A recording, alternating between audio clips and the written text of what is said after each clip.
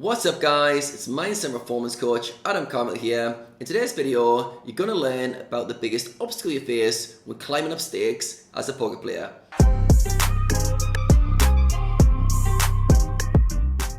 Now for today's video, we're going to use the analogy of climbing a ladder to create a visual representation of the poker journey and the leveling up the stakes, right? This is my best diagram of a ladder I can do, and we'll use this as a reference point to show ourselves progressing and the obstacles we face on that journey.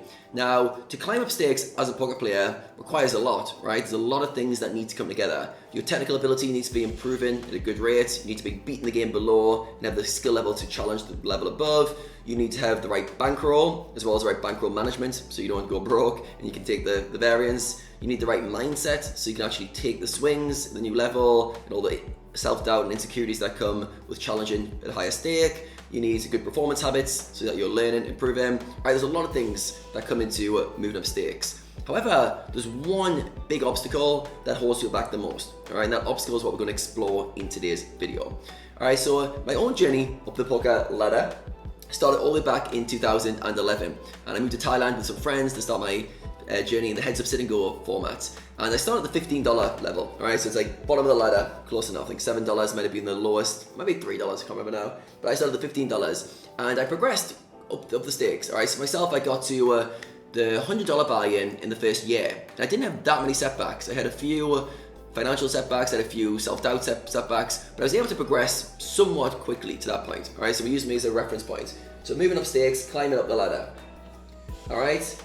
But then when I got to the $100 game, the $100 level for myself, things started to change. Things started to change on many levels, right, which we're gonna go into today, all right? So for me, when I was climbing before that, it was all fun. It was like, yes, next level, let's go. Yes, next level, let's go. And I was getting all this validation. I was excited by the pursuit of playing higher.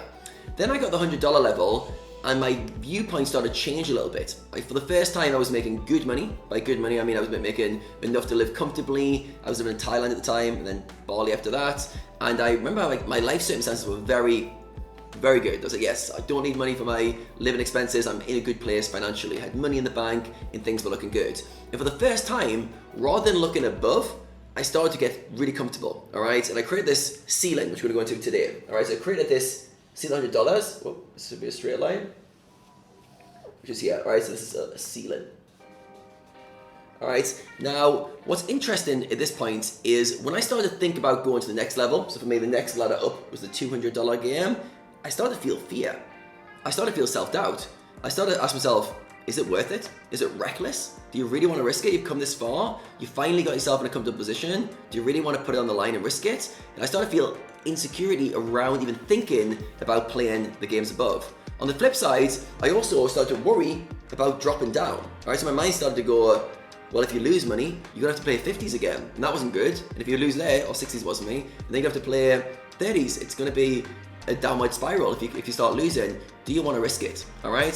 So here, this is called a ceiling. All right. So what has happened here? What happened on this journey? 1 minute I was excited and loving life and wanted to progress, and my goals was probably as high as I could in the ladder. And the next minute, I'm now here, and I'm now telling myself it's too risky. It's not worth it. There's lots of fear. What's happened is I've hit my ceiling. All right, and my ceiling is this construct I've created. Imagine like bumping your head off a ceiling, all based on my beliefs. My beliefs about what I think I'm worth, what I think I should risk, and the stories I'm telling myself. So this moment when I hit my ceiling, I'm telling myself a bunch of stories about why I can't move up stakes, why now is a good point, why it's too risky or I've got too much to lose at this stake. All right, now if I want to keep progressing, I've got to blast past the ceiling. All right, and this ceiling, as you may have noticed the way I'm talking about it, isn't my technical game. It's not my abilities, it's a story narrative. All right, this is the most important concept. The stories you tell yourself is the beliefs that create the ceiling. All right, now we all have different ceilings in different areas of our lives, and we hit them at different times. All right, so some of you guys will be hitting a financial ceiling, all right, struggling to get past the 10K threshold, or you hit a 100K threshold, you're struggling to get past that 100K. You keep oscillating between, I call it the floor and the ceiling. The floor is the minimum standard, the ceiling is the highest standard. Some of you guys will be struggling to move a specific stake. A specific stake will be creating a barrier and you can't quite get past it. What you need to do is explore what are the stories you're telling yourself in this moment? What are the beliefs you're creating around this that's holding the ceiling in place? Now, the fun stuff is, and the kind of exciting part is, when you realize this ceiling is only held in place by you. It's only held in place by you. Right? These stories that you're telling yourself seem true, but once you start exploring them, you realize there's not that much validity to them. All right. So one of the warning signs, or one of the kind of telltale signs that you're getting close to your ceiling, or you're hitting your head on your ceiling, is you'll feel fear. All right. So first of all, fear, and you might even feel some self-doubt. All right, some self-doubt or lack of confidence.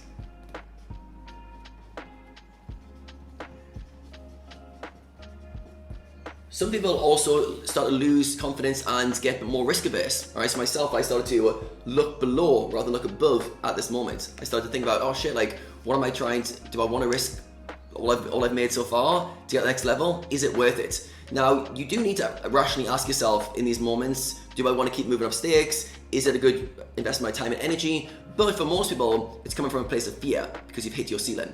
Now, the bad news is, if you don't remove your ceiling, if you don't do some work to knock down your ceiling, you will cap yourself. You will cap yourself there. It is not to do with your abilities, it's not to do with your work ethic, it's not to do with how good you are as a poker player, it's because you capped yourself with your belief systems. Alright, so at the moment I'm walking 10 players through the Poker Athlete program, and the first skill we're working on is self-awareness. And the first thing we're talking about now is the ceiling, and coming past their ceilings. And I'm getting poker players to create new ceilings for themselves and examine their old ceilings. And what's happening in the short term is players are identifying what their current ceilings are, and they realizing when they get close to it, they move away. They want to go, they feel fear, they feel lack of confidence. Some players are struggling to put in volume because they're close, because they've moved up stakes a certain amount, and they're struggling to grind because it seems too risky. Other players are struggling to step into a higher buy-in because it feels unfamiliar. There's a lot of self-doubt of whether they'll be able to make it. All right. Good news is, it's all normal. It's exactly where you want to be, all right? So the way to approach ceilings is in a few ways, all right? First of all, to identify what your ceilings are, all right? So if you're trying to make progress with your bankroll or moving up stakes, you've got to identify what is my current ceiling. Now with that ceiling, what are the stories you tell yourself, all right? And the stories you tell yourself create beliefs, all right? So what stories are you telling yourself that keeps this one in place, all right? So myself, when I was playing the $100 games, the stories I was telling myself were, moving up stakes is too risky and I might get beat and my self-worth might get damaged as a result. I told myself, if I lose money, I might have to move down stakes, which would damage my life circumstances and potentially have to end my poker career if it kept going. And those were the stories. When I explored those stories more fully, I realized they weren't that valid, all right? So some of the things to do to explore your ceiling, for myself, I asked myself, what's the worst that could happen in a way? Like if I was to shoot at the higher levels, what's the worst that could happen and would I be able to recover from it? All right, so for me, I would move to 200s, I'd lose 5-10 buy-ins, and then I'd move back down. If I lost 20-30 buy-ins, maybe I'd have to drop down stakes, all right? Could I recover from that? If I had to move down stakes, could I recover from that? And for me, the answer was yes. I was okay, yes, I could move past that. Next thing for me was, if I wasn't good enough to be the next level above, could I learn and get better? Am I capable of learning and getting better in order to get to that next level? And for myself, I picture myself as a lifelong learner with a growth mindset who can improve. So if I couldn't get to the next level because I wasn't good enough, I backed myself to be able to improve and learn the skill sets, all right? And the third thing I got when I explored my ceiling was, if I didn't try, how would I know if I was capable, all right? So myself, I always class myself on my deathbed at some point going, did you put all the effort in, Adam? Did you go as far as you could in this avenue? All right, and for myself, if I didn't ever try to be the level above, how would I know if I could? If I didn't really commit myself to it and actually spend time trying to overcome that obstacle, how would I know if I was good enough? And the answer is I wouldn't. All right, so when I explored my ceiling, I saw limiting beliefs of fear about losing money, fear about moving down, and fear about not being good enough. All of those things are legitimate, they're legitimate fears, but none of them are roadblocks. None of them should have stopped me moving forward. So when I explored all those and I got those all out in the open, I could say, this is my ceiling, these are my constructs I've created. I can get past them by stepping into these fears. I acknowledge the fear, but I can step into them. All right, so that's the first step. Next thing you need to do is explore a higher ceiling. All right, you want to set a new ceiling, ideally a few rungs above, but you want to have a new ceiling which is higher. All right. Why is this important? Why is this important? This is important because basically we're limiting ourselves with a narrative of what level we think we're capable of achieving. If our attention is focused here, we lose sight of our full potential. If we create a new ceiling, all right, so in my example, let's say I was playing $100 games, say my new ceiling, I believe I can play $500 games. I start telling myself narratives around how my new ceiling is going to be $500, not $100 games. Now, when I'm hitting resistance here, I can keep my eye on my new ceiling, which will naturally gravitate me towards it. All right, so I'm going to push away from my old ceiling and push towards my new ceiling. Now, I need to create a new belief system for this to work. All right, it's not all well and good just writing down a bit of paper, my new ceiling is this, but you need to create a whole belief system. All right, so if you were to have a new ceiling, what are some of the things you have to believe? If you could believe you could play the highest stakes in your format, what would you have to believe? All right, and then from those beliefs, in order to solidify them, what would you have to do? All right, so you've got the ceiling that you want, the kind of level you want to be able to play, the beliefs that you have to have in order to make that a reality, and then we have the actions you have to take to get there. All right, this is a really, really powerful process. So examine your own career right now and your own moving up levels and ask yourself, what are your current ceilings? What ceilings have you already been through? So some of you guys will blast through ceilings and some of you guys will be hitting a ceiling now. If you're struggling to move up stakes, most likely you're hitting a ceiling. All right, now you might say, well, some players just keep going and they just keep going all the way. Like some guys just go all the way from the stakes very quickly to the high stakes. Why is that?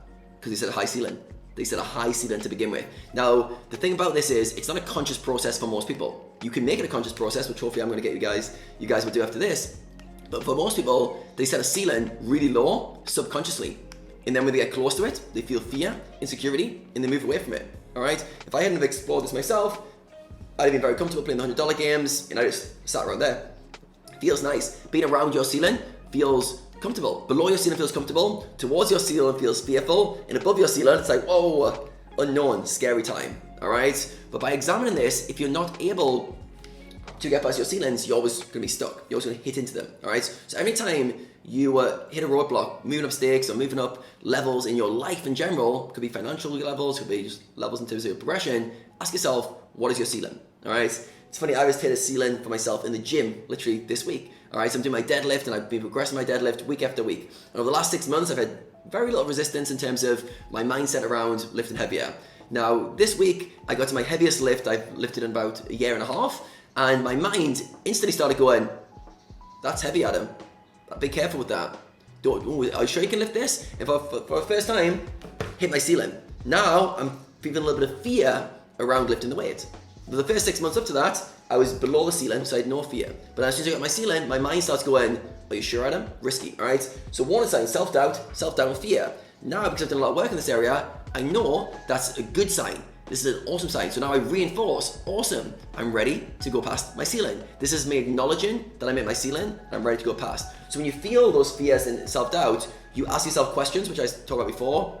Basically, mapping out the fears. Why are they there? What's the worst case scenario? Will you be able to recover from it? And then you've got to embrace this feeling I have, and I'm going to step through this to get to the next level. Acknowledge I feel fear and self-doubt because I'm around my ceiling. It's exactly where I want to be. And as soon as you start to acknowledge that, but then shift your attention to your new ceiling and your new identity around that and belief systems, boom, old ceiling gets knocked down, and before you know it, you're now playing towards a new one. And this is the game of life. This is the game of leveling up in poker. This is the game of leveling up your finances, leveling up your health.